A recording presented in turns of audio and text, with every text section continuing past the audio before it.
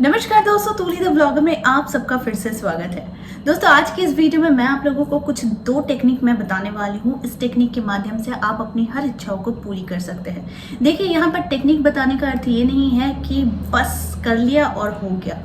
कुछ चीज़ें होती है कि प्रैक्टिस करने की ज़रूरत होती है, कंटिन्यूटी की ज़रूरत होती है, अदरवाइज इसके बिना कुछ भी नहीं हासिल होता है ना। ये आप भी मानते हैं। लेकिन आज की इस वीडियो में बहुत सारी चीज़ें हैं जो शायद आपके कॉन्सेप्ट को, लॉ ऑफ अट्रैक्शन के कॉन्सेप्ट को क्लियर कर देगा। और साथ में भगवान से हम कुछ चीज़ें किस तरीके से मांगे, क्या सोचे जिससे हमारी सारी इच्छाएं पूर्ण हो, सारी चीज़ें आज की इस वीडियो में। लेकिन हमेशा की तरह आगे बढ़ने से पहले चैनल को सब्सक्राइब कीजिए, बेल बटन को दबाइए। वीडियोस अच्छी लगती है तो लाइक, शेयर एंड कमेंट करना बिल्कुल भी मत भूलिए। आगे बढ़ते हैं।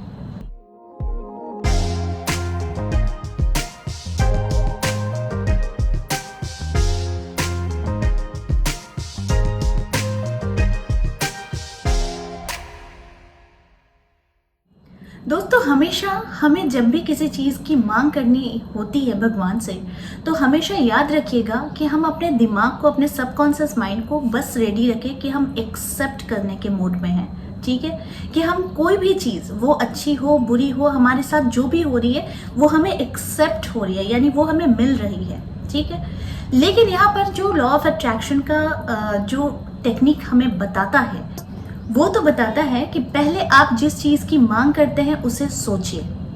ठीक है, उसके बाद उस चीज़ को पाने के लिए आइडिया जनरेट कीजिए।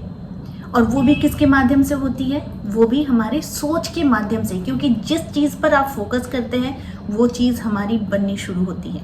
लेकिन जब वो बननी शुरू होती है तो उसके पीछे बहुत सारे आइडिया जनरेट होने लगते हैं। ठीक है, तो सबसे पहला रूल्स है, सोचिए।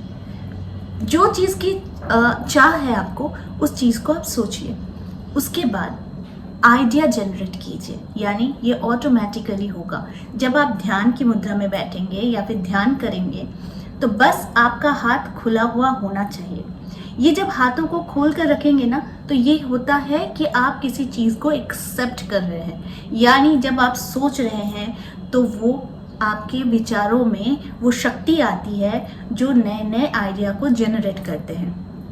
ठीक है, तो पहला हुआ सोचना, दूसरा हुआ आइडिया को जनरेट करना, तीसरा जो होता है कोशिश करना, यानी ट्राई करना। जी हाँ, यहाँ पर तीसरा मैंने ट्राई क्यों किया, क्यों कहा मैंने?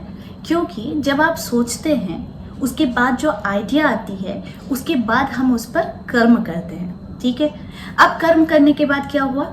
एक बार हमने कर्म किया, कोशिशें की, एक बार हमने कोशिश किया, हार हमारे हाथों लग गई, हमें हार मिली, फिर कोशिश किया, फिर हार लगी, तीसरी बार फिर कोशिश किया, फिर हार लगी।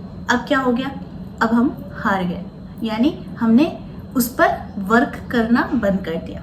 लेकिन लॉ ऑफ अट्रैक्शन क्या कहता है कि आप जिस चीज़ को पाना चाहते हो उस पर कोशिशें करते रहो। ठीक है, एक समय ऐसा आता है कि आप खुद ही देखोगे कि ये जो कोशिश आपने की, हो सकता है फर्स्ट टाइम में ही आपको रिजल्ट ना मिले, सेकंड टाइम में भी ना मिले, थर्ड टाइम में भी ना मिले, लेकिन फोर्थ टाइम ऐसा आएगा कि आपकी जो इच्छा शक्ति और जो करने की क्षमता, ये इतनी प्रबल हो गई है कि ये आपके पास आनी ही आनी है। और वो कैसी होगी? चुंबक के माध्यम से वो आएगी ही, क्योंकि एक गुरुत्वाकर्षण हमारा हो ही रहा है ना, हमारे विचारों के साथ, यूनिवर्स के साथ। ठीक है, तो यहाँ पर क्या किया मैंने? पहले सोचा, फिर आइडिया किया, फिर ट्राई किया, फिर कर्म किया, फिर कर्म किया, फिर उसके बाद हमारे हाथों में क्या आई? सक्सेस आता है। तो कभी भी सक्सेस को पाने के लिए पहले फेलियर को एक्सेप्ट करना सीखिए, पहले हार को अपनाना सीखिए। ठीक है, जब हार जाएंगे तभी सोचेंगे कि यानी हमारी जीत बहुत नज़दीक है। यानी कि आपको अगर परमानेंट रिजल्ट चाहिए किसी भी चीज़ को पाने के लिए, तो उस पर कर्म करते रहना होगा, तभी जाकर आपको रिजल्ट भी मिलेगा। मैं जब अपने क्लाइंट्स को देखती हूँ या फिर उनका प्रेडिक्शन करती हूँ, उन्हें रेमेडीज़ बताती हूँ, तो मैं हमेशा उन्हें एक डेडलाइन देती हूँ और उनसे कहती हूँ कि इस समय तक आपको कोशिशें करते रहनी है। ठीक है, यहाँ पर क्या होता है कि हमारे शरीर में जो चक्र है, ये हमारे चांटिंग के माध्यम से, मंत्रों के जाप के माध्यम से, पूजा के माध्यम से, हमारी सोच के माध्यम से इस पर एक वाइब्रेशन क्रिएट होता है। यानी कि ये पहिए की तरह है, चक्के की तरह है, जिसे हम घुमाते हैं। यानी इसमें स्पीड तभी आएगा जब हम इसे रेगुलर करते रहेंगे। ठीक उसी तरीके से आपकी सोच में भी वही शक्ति होनी चाहिए जो आपकी सपनों का जो पहिया है ना, सपनों का जो व्हील है, उसे घुमाना है। जब तक उसमें रफ्तार नहीं आएगी तब तक वो अपने मंजिल तक पहुंच ही नहीं पाएगी। ठीक है, तो इसीलिए ये टेक्निक्स जो होता है, ये रूल्स होता है, तो इस रूल्स को आपको फॉलो करना है। अब दूसरी बात, भगवान से जब भी आप कुछ मांगिए ना तो खुले हाथों से ही मांगा कीजिए, यानी कि आपको पाना है, आप एक्सेप्टेंस के मोड पे हैं। ठीक है, आपको मिल रहा है, हमें दुख भी मिलता है तो हम कहते हैं ना कि हमें दुख मिला, हमें सुख मिलता है तो हम क्या कहें, हमें सुख मिला, राइट। तो ये इसलिए कहते हैं क्योंकि हमारे साथ जो भी हो रहा है वो हम पा ही तो रहे हैं, वो हमें मिल ही तो रहा है, हम दे तो नहीं रहे हैं। देते हम वही चीज़ है, अपना व्यवहार, अपना प्यार, अपना गुस्सा, अपना क्रोध, यही तो हम देते हैं। लेकिन पाने के लिए हमारे पास सब कुछ मिलकर हम पाते हैं। इसीलिए एक्सेप्ट करने के मूड पर जब हम आ जाते हैं तो याद रखिएगा, दुनिया में हर एक चीज़ का हर एक पहलू होता है, यानी दुख का एक पहलू होता है सुख, सुख का एक पहलू होता है दुख। तो दुख भी आएंगे जीवन में, सुख भी आएंगे जीवन में। सब चीज़ को क्या करना है, आपको एक्सेप्ट करना है, राइट। तो किसी चीज़ के लिए आप जब हाथों को खोलकर फैलाकर ध्यान की मुद्रा में बैठते हैं तो याद रखिएगा कि दुख और सुख से भी ज़्यादा आपके पास क्या आ रहा है, विचार, यानी उस विचारों को आने दीजिए। 100 विचारों में ना एक ऐसा विचार निकल कर आता है जो हमें अपनी सीढ़ियों को, यानी सक्सेस की सीढ़ियों को पार करने के लिए वो हमें रास्ता दिखाता है।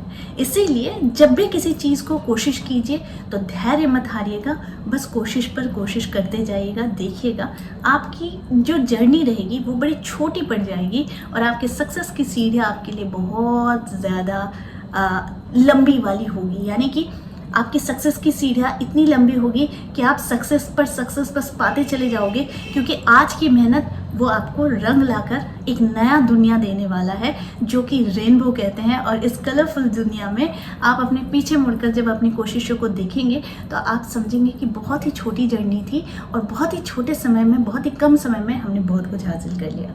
तो ये जो अभी पीरियड होता है ना, लॉ ऑफ अट्रैक्शन का, जो हम चाहते हैं, डिमांड करते हैं, मांग करते हैं, तो उसके लिए कुछ रूल्स होता है। उस रूल्स को फॉलो कीजिए, जीवन आपकी मुट्ठी पर होगा, है ना। तो आपके सपने भी आपकी मुट्ठी में होंगे। तो इसीलिए इन सारी चीज़ों को फॉलो कीजिए और अपने सपनों को खुद ही हासिल कीजिए। तो आई होप आज का वीडियो आप लोगों को अच्छा लगा होगा। इस तरह के वीडियोस मैं आप लोगों तक लाते रहूँगी। आज के लिए बस इतना ही, फिर मिलेंगे एक नए टॉपिक के साथ। तब तक के लिए आप सबको मेरा प्यार भरा नमस्कार।